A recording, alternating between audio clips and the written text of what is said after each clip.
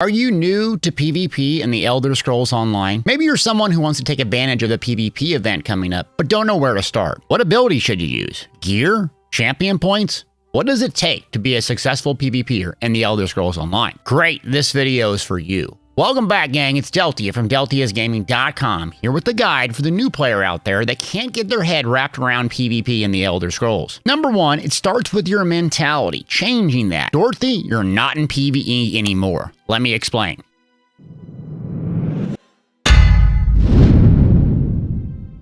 What do I mean you're not in PvE anymore? PvP is about reaction, not memorization. PvP is about being an independent player, similar to ESO's solo PvE arenas Maelstrom and Vatashram Hollows. You'll need to have a build centered on healing yourself, movement, dealing damage, line of sighting, and more to be successful. And thus, you'll need to create a build and a mentality about survival first. I'm going to walk you through how this works and why, but I want you to be honest with yourself first. Do you react fast? If not, how slow are you? If you have slow reactions and get nervous easily when PvP, that does not mean you should avoid it. You just need to adjust your build depending on your reaction time skill level. The slower you react, the more armor and health you need. Do not enter PvP with 18,000 health, otherwise you'll be a death-flopping soul gem, and this is how you can avoid it. Let's talk about gear first. The better you get at PvP, the less health, resource sustain, and survivability gear sets you need. The top-end players rely predominantly on heavy attacks, potions, and timing for all of this, but at first, you're not going to be a 1vx master. No one is. So you'll need to design a beginner-friendly build with training wheels on. High resource sustain, high health, survivability, and lower damage. And that's why I center most of my PvP builds around one 5-piece set for survivability first. And look, there's over 500 item sets in the Elder Scrolls Online, and I could break them down for hours on end. I'm going to list a few that I find the average player can obtain easily along with flexible options. My two favorite defensive 5-piece sets are easy to obtain, and I constantly recommend them. One, Mark of Pariah and Daedric Trickery. The first, Mark of Pariah, can be obtained in Overland Hrothgar or through guild traders. The strength of this set is you become more tanky the less HP you have by gaining more armor. Thus, if you react slowly and your HP falls below 50%, you'll be much harder to kill. This is a great set for folks that don't react really quickly. It also works in no CP, no proc campaigns, and it's great now and will be great in the future. I would highly recommend investing in this. A simple setup to run is 3 jewelry and 2 body pieces, usually chest reinforced because it gives the best armor value, and then legs. Then you can fill in the rest with medium or light armor depending on what your skill level is and what kind of build you're going for. More light armor on a magic user means more resource sustain and damage. More medium on a stamina user means more mobility, damage, and resource sustain. Less heavy armor just means less damage, less resource sustain, but more survivability. Number 2 up is Daedric Trickery, craftable, 8 traits in Morrowind DLC Vardenfell, or you can buy it from traders or have your friends craft it. It's my personal favorite defensive set. This set is so strong because you can stack major buffs on top of each other simply by light attacking or with damage over times. That means you can stack major protection on top of major vitality, or maybe major heroism on top of major expedition. One of the 5 listed buffs can be stacked every 9 seconds, and they last for 21 seconds. The downside is the buffs are random, thus you don't get a pick. You'll want to use this set when your class lacks a lot of the major buffs, meaning if you don't have a source of major protection, maybe you don't have a source of major vitality, it's a perfect set to run. And it's a great back bar set, and usually what I do is run 3 body pieces since I can craft it in a back bar weapon like a restoration staff or sword and shield. Now there are a gazillion options out of here and I could ramble for 30 more minutes, but here's some honorable mentions. Iron Blood. This is the sweaty defensive set. Great for duels. The upside is it has the most mitigation possible in the game for a 5-piece defensive. Downside is it cripples your mobility. Next up is Buffer of the Swift. This is awesome damage reduction and it's granted at all times. The downside is it only comes in light armor, so it's a little less flexible in how you use it. Grace of Gloom is another really strong set. Insane survivability, but it requires you to have high HP, and that's the downside. Lower HP, it's not going to provide nearly the healing. Wretched Vitality, a new one, and this is god tier resource sustain. The downside is it doesn't have much damage or armor and mitigation, but it's a great addition to defensive sets if you lack resource sustain. Now, I combined that defensive set with another 5-piece. Depending on your skill level, reaction time, and experience, go with either a damage set, a resource sustain set, or you could go with another defensive.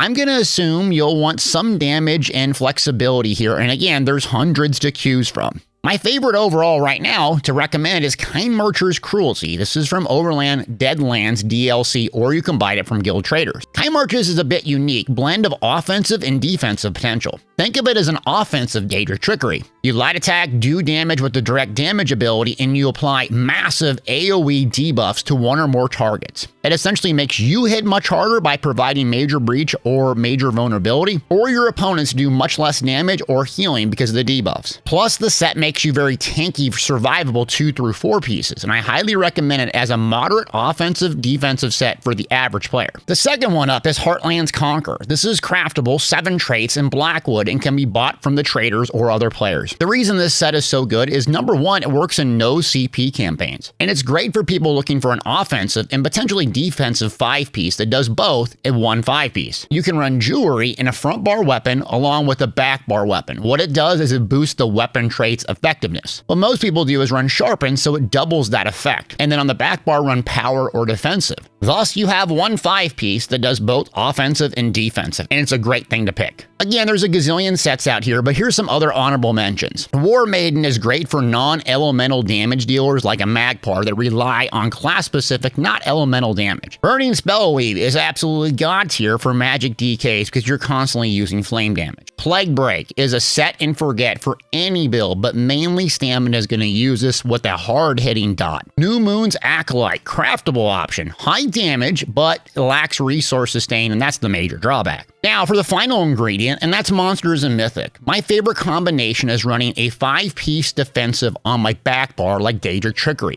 I do this by crafting a neck and a ring and a back bar weapon in one body piece. I then run a Mythic in the ring spot and the front bar offensive weapon with 3 body pieces. And the last remaining piece is trainee for a little bit of extra stats. This frees you up to run a Monster Helm, giving you the most efficient build possible, but requires a bit more bar swaps than normal. An alternative setup is a 2 5-piece Monster Helm set and forget. And Mythics are a pain in the butt to get, but easily the most efficient and effective means to add power to your build. My favorite all currently is Markin's Ring of Majesty, obtained through Deadlands DLC and the Antiquity system where you have to dig things up. Considered meta for nearly all builds because the weapon and spell damage requires no proc, no activation. It's simply set and forget, and registers this based on how many 5 pieces you have. Not to mention the weapon and spell damage not only increases your damage, but your healing potential. You'll also get 2,000 armor just for running 2 5 pieces, making it a go-to in the Elder Scrolls Online PvP. Some other options are here. Torque. This is going to give you insane resource sustain, but requires you to run a lower off stat and maintain lower resources of magic or stamina to proc that extra effect. Malacast. This is going to be more consistent damage, but sacrifices critical damage done. This is great for a dock pressure build. Wild Hunt, speed, and a whole lot of it. I love using this Mythic in the open world like Cyrodiil, but you can obtain nearly the same in-combat speed bonus by running 2 purple quality or higher swift jewelry traits. Gaze of Sithis. This changes up your build a bit because it's on the head slot, and you can't run a Monster Helm, which is a major downside. The added advantage of it gives you a massive boost in health and armor, and the downside is you're not going to get any block mitigation, though you can still block. This is great if you're not using sword and shield on the back bar and don't block that much, like my Magpar running a Restoration Staff defensive back bar. Death Dealer's Fate, also really good, giving you more max stats, ideal for Magic Sorc stacking high magic for shields, or Wardens stacking high HP for Arctic Blast healing. Now a Monster Helm, and we have plenty to choose from, and we haven't addressed one thing, and that's resource sustain. So we're going to go with my favorite all time, and you know what it is. Engine Guardian, obtained in Darkshade Cavern 2. The reason we're going to use this, it's going to give us 1 of 3 resources on demand using abilities. Magic, stamina,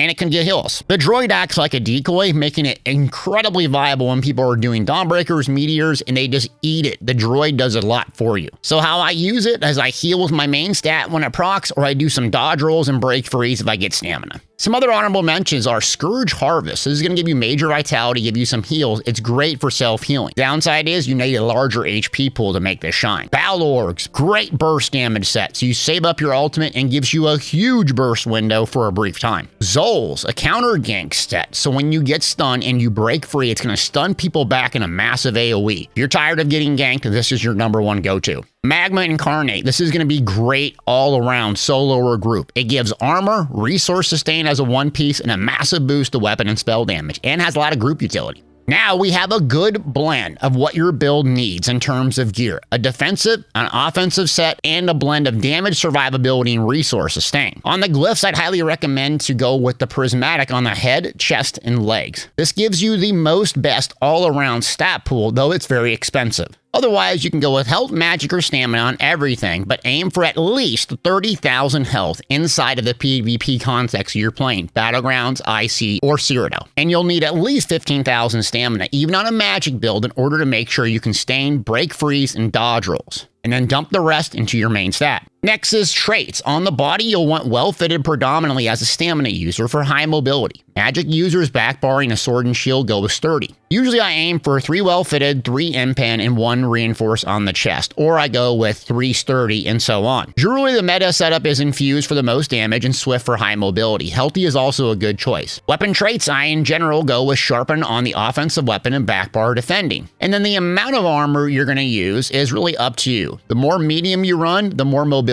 and damage. The more light you run, the more resource sustain and damage. The more heavy you run, the more survivability, but the less resource sustain and damage. Now you're sturdy, able to take a punch, but what about the skills? Remember, this isn't PvE. You need survivability, sustain, and mobility. Usually the foundation of my builds is movement. The most important skill belongs in the Sigic order, Race Against Time. It does so many things I could make a separate video, but the too long didn't read here. It grants major expedition and a removal of immobilization snares and immunity for 4 seconds. This is the most important part of the skill, is the immunity. People can try to snare you, immobilize you, all they want, but for 4 seconds you'll be able to zip away, line of sight, and get to safety. Nearly all my builds have this for the open world, because if you get stuck, you're dead. You can also run full momentum from the two-handed skill line, and this gives you immunity as well. Or run 5 medium armor or more, and you can use the shuffle skill from the medium armor skill line. You can run vampire and run the Misc form skill as well. Or you can dodge, cleanse, etc., but you'll have a much harder time with mobility, and I'd recommend this skill if you can get access.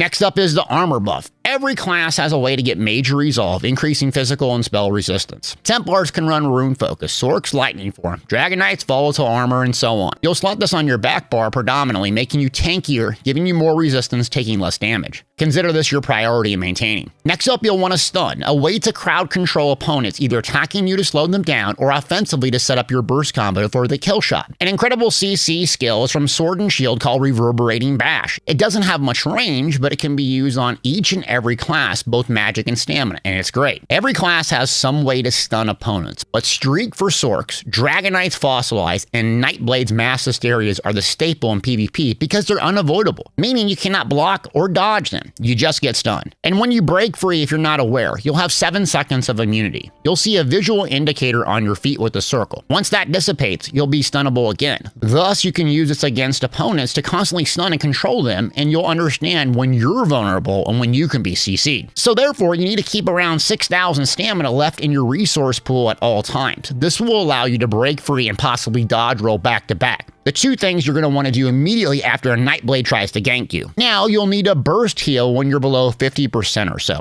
It's supremely important to turn your health bar on in the nameplate section. I can tell when I'm coaching someone one-on-one when they do not have this activated, because they don't start healing themselves until it's too late. You need a visual indicator, and that's the best one. Some examples of burst heals are shown here, but you can use the restoration staff with Blessing of Protection if you aren't familiar. This is your oh crap, I'm about to die button. Click it, you shouldn't die for a couple more seconds. I'd recommend double barring this skill if it's your class specific one, and the exact same key if you're new to PvP. Most players react slowly and get panicky when they're taking pressure and taking damage, and this will eliminate the need to bar swap. You can just click one button instinctively. Now I suggest a heal over time to complement that burst heal to keep you alive. Here are some examples, but you can always use rapid regeneration from the restoration staff, and stamina users can use resolving vigor in combination with your class specific burst heal. Now you have the foundation of the house build, survivability. Next up is damage, and that's a tough one because every class is so different. A lot of magic builds in PvP currently use dual wield and two-hander because of the passives and the amplification to spell damage. And most magic users on DPS side of things rely heavily on their class-specific skills, like the Mag Bar using Puncturing Sweeps and the Magic DK using Molten Whip. However, you can always stick with Crushing Shock from Destruction Staff skill line if you don't know what else to pick. Stamina users will have a lot of options to pick from, and most use a combination of two-handed, dual wield, and bow. Consider two-handed very strong single target with the dizzying swing and executioner combo. Usually dual wield is great for dot pressure and AoE, so with rending slash you have a really strong dot, and whirling blade you have an AoE finisher execute. Most have a main spamble and execute, which essentially replaces your main spamble at or around 35% health. Then the rest you fill in with what you lack: resource sustain,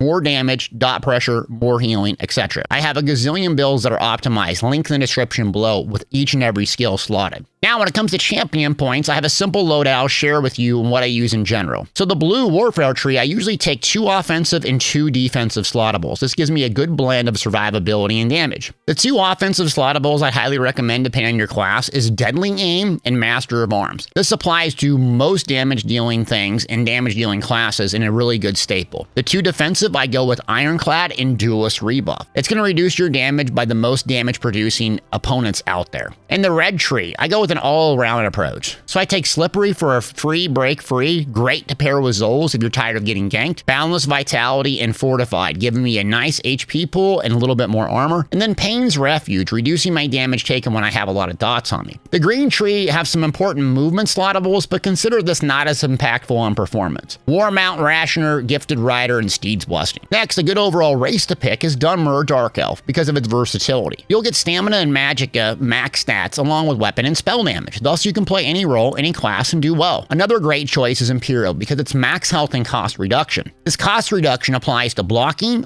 ultimates, dodge rolls, you name it. This is another all-around tankier race and a go-to for folks that don't want to pick but just don't want to die instantly. Consumables, you have a whole lot of options here, so some that I recommend is Clockwork Citrus Fillet for magic users, giving you a good blend of resource sustain. You can also go with the expensive Arterium's Takeaway Broth for stamina users. And the best overall, but super expensive, is Smoked Bear Haunch. A cheaper option is Jewels of Misc. This is going to give you the best boost to overall resource sustain without spending arm and leg and gold. Now you want some potions on you. I highly recommend a blend of Tripods, giving you a burst flood of healing along with your resources. Immovability potions, both Magicka and Stamina versions of these. This will allow you to go on the offensive push for 10 seconds if your medicinal use passive is optimized. And then even some stealth detect potions. This is going to be very useful if you're tired of getting ganked and people are running in the Imperial City sewers. There's a whole bunch of poisons, but one that's really good to run on your front or back bar is the Escapist poison.